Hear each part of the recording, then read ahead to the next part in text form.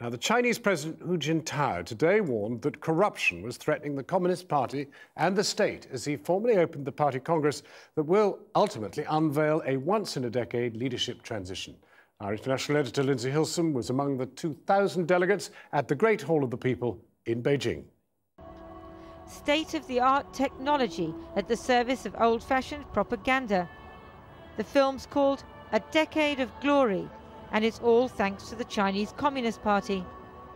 This morning, Mao Zedong stared down on an empty Tiananmen Square, the area outside the Great Hall of the People cleared of people. Earlier, a woman had tried to scatter protest leaflets. She had no time to explain her cause before being bundled away. Security is tight, as you would expect on the first day of such an important meeting. But they have brought in some rather extraordinary measures. The handles have been taken off the back doors of taxis to stop people from jumping out. You're not allowed to fly toy aeroplanes or balloons, or carry ping-pong balls, or buy a knife from the supermarket. And you must keep your pigeon in its coop. The Chinese Communist Party, it seems, is rather afraid of the Chinese people, whom it's supposed to represent. Inside, 2,000-plus delegates gathered.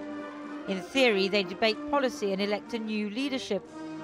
This is the last Congress as leader for President Hu Jintao, who's stepping down. In practice, he and the party elite have made the important decisions in secret in advance. Pride of place on the platform went to 86-year-old former President Jiang Zemin. The old guard still pull the strings. As Hu spoke for 93 minutes about his decade in power, the man expected to succeed him, Xi Jinping, took notes. He'll inherit a party which knows the people are angry about the growing gap between rich and poor and corruption amongst the elite. Opposing corruption and building an honest and clean government is a clear stance the party has been adhering to, and is an important political issue that people have been paying attention to. If we fail to handle this issue well, it could prove fatal to the party and even cause its collapse and the fall of the state.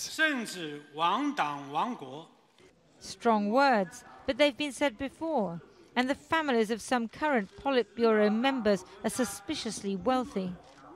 It all boils down to the party investigating itself. So you can imagine that even for senior anti-corruption agents, they will not dare investigate the spouses and children of the top Politburo leaders. So as long as the system remains impervious to change, there is no possibility that corruption can be cured. The delegates, who come from all over China, poured out into the sunshine. They know their lines. We are more aware of the problems we have. Under the leadership of the new Central Party Committee, we'll make great achievements. I'm proud of the Communist Party. It created miracles in history. It has found the path that leads to the rise of the Chinese nation.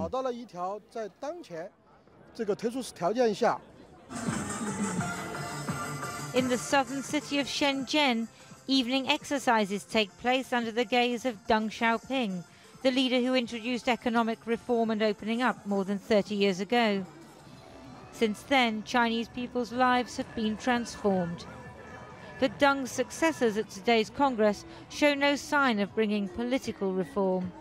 They still hope the people will be content to make money and not question the power of the Communist Party and the wealth of its leaders. Lindsay Hilsum, Channel 4 News, Beijing.